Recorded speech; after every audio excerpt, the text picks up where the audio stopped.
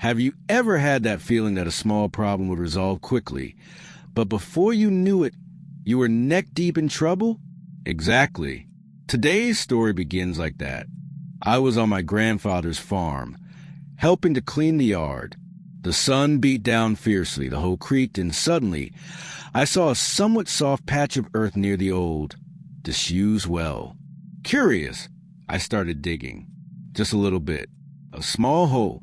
Something anyone would do without thinking. The shovel went in easily, the dirt came loose, and I thought, oh, just a few more minutes and I'll be done. But every time I pushed the shovel in, the hole deepened in a strange way, as if the earth invited me to continue. An internal voice said, stop here.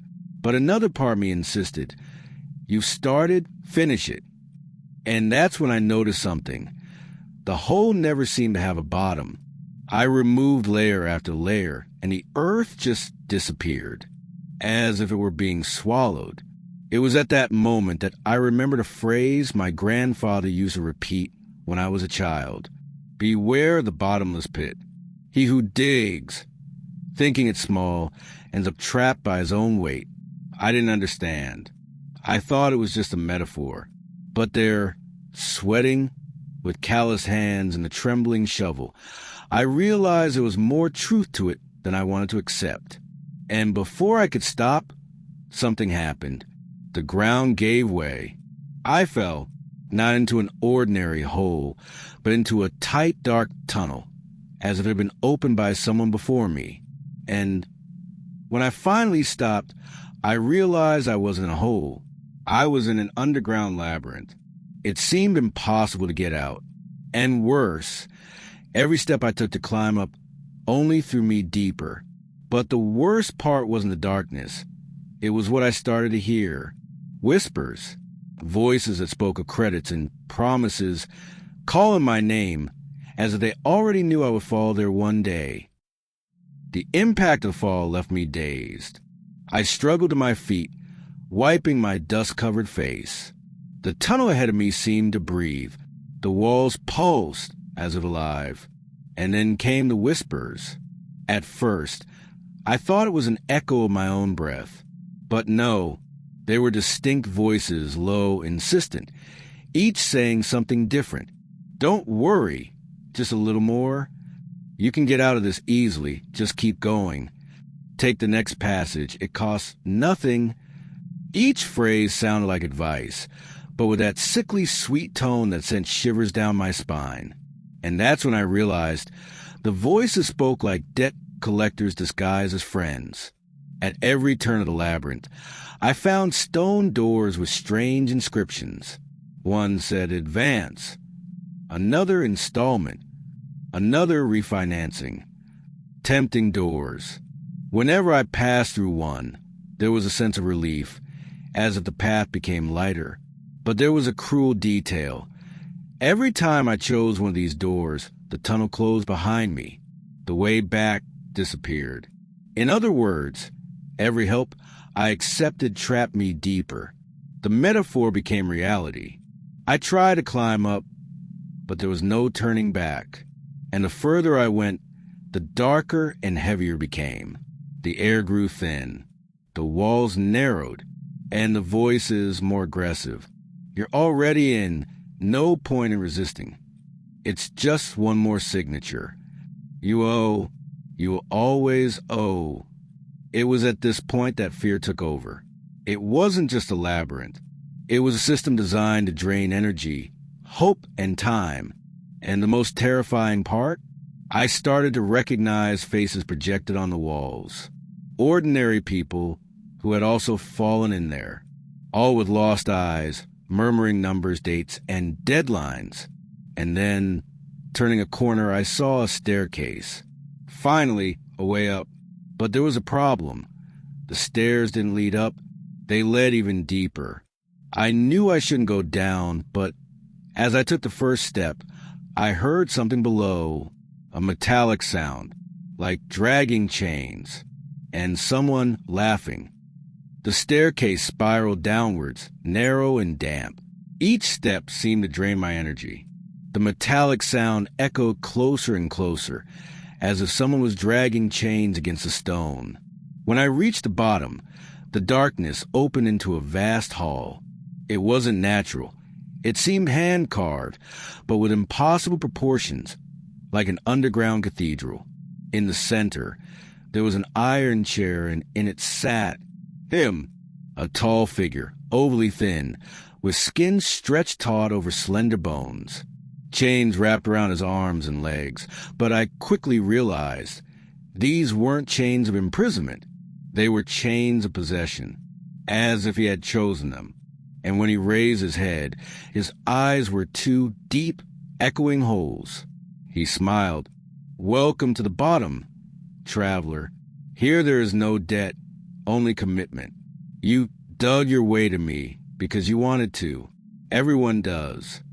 I tried to back away, but the floor seemed to pull me forward. He continued in a low, almost seductive voice. "You started with a small hole, remember? Just a shovel full of dirt. You thought you could stop whenever you wanted. But every choice you made was a step down this ladder. Now you're here, and from here, no one leaves." With each word, invisible chains appear around my wrists and ankles.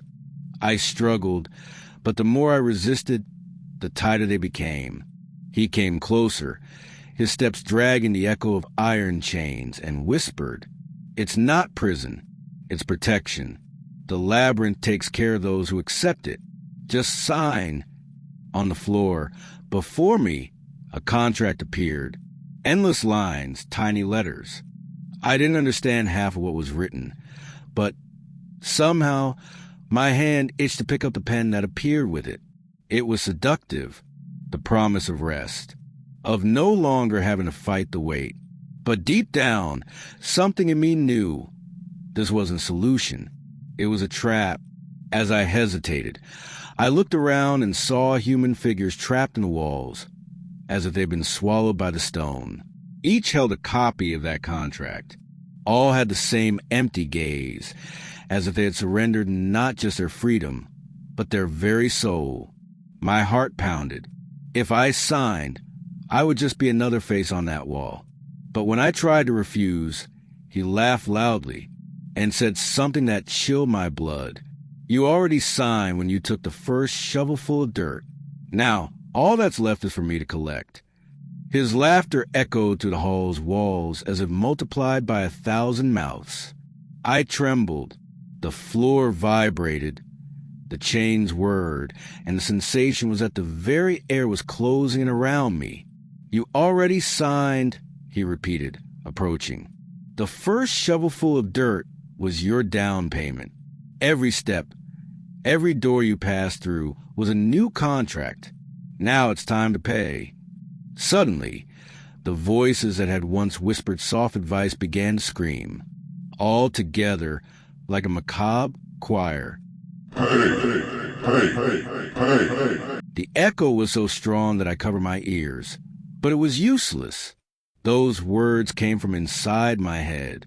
The chains on the man's body began to move on their own, snaking like iron serpents towards me.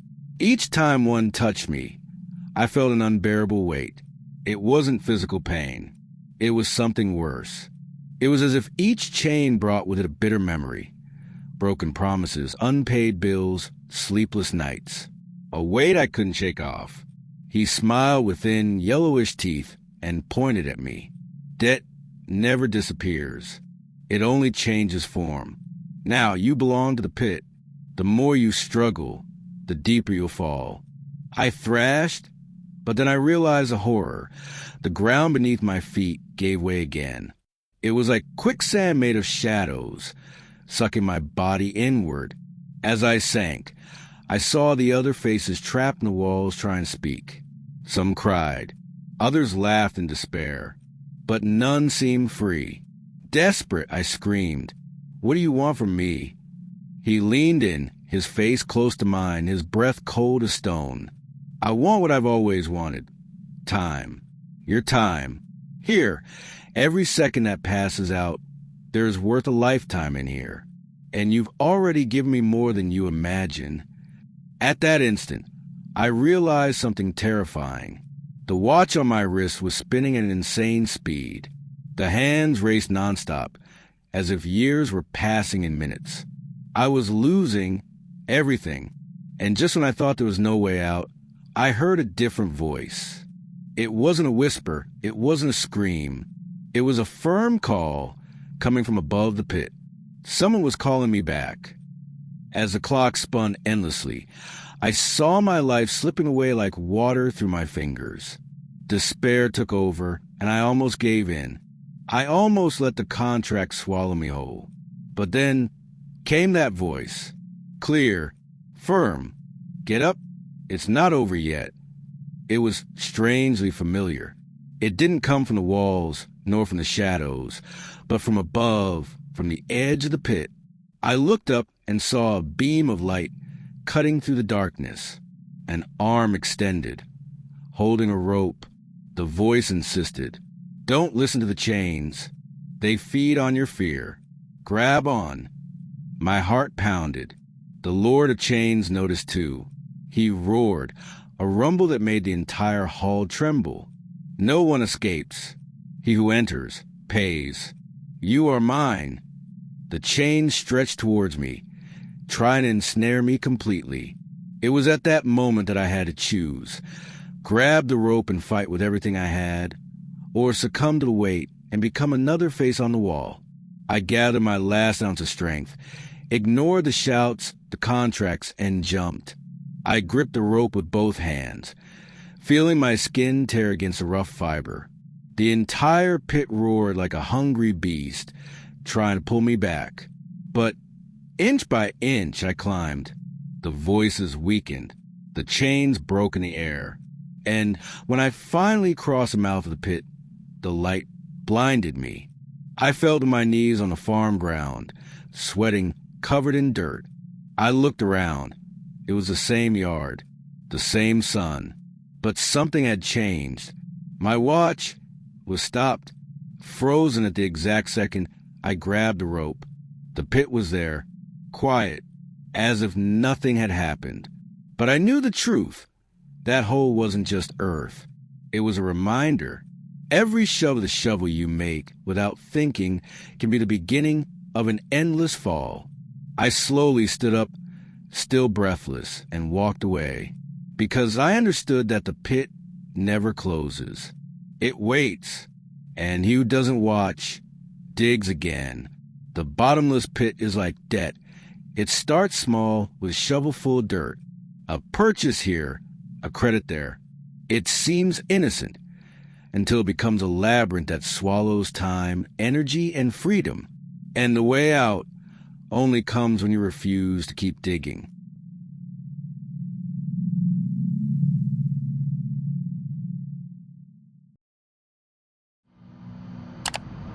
Reaching the end means you've seen more than most, but don't leave just yet. The most valuable part is coming now. Watch the credits to uncover today's lesson. Stay, like, and subscribe, because this is where everything connects. And so, the tale becomes a lesson. Now, let's learn how to break the curse. A final entry, debt and credit. You probably realize that in our financial journey, there are monsters and there are heroes. We talk about the monster of inflation and the hero of compound interest. Now, let's talk about a force that can be your greatest ally or your worst executioner. Let's sit down for a moment. Forget the terror of overdue bills and unwanted calls. Debt and credit boil down to one thing: trust. Imagine you have a small vegetable patch. One day, you need to buy new seeds and tools, but you don't have the money right now. The owner of the tool shop, Mr. Trust, knows you well and knows you're an honest worker. He offers you the seeds and tools on credit.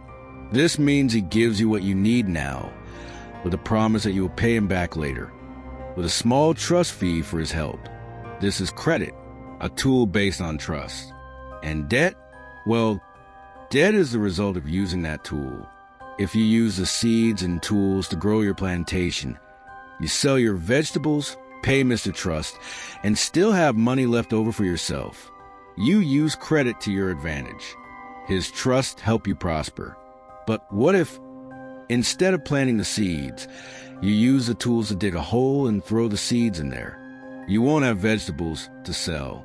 You won't be able to pay Mr. Trust, and the debt, which was just a promise, becomes a weight on your back.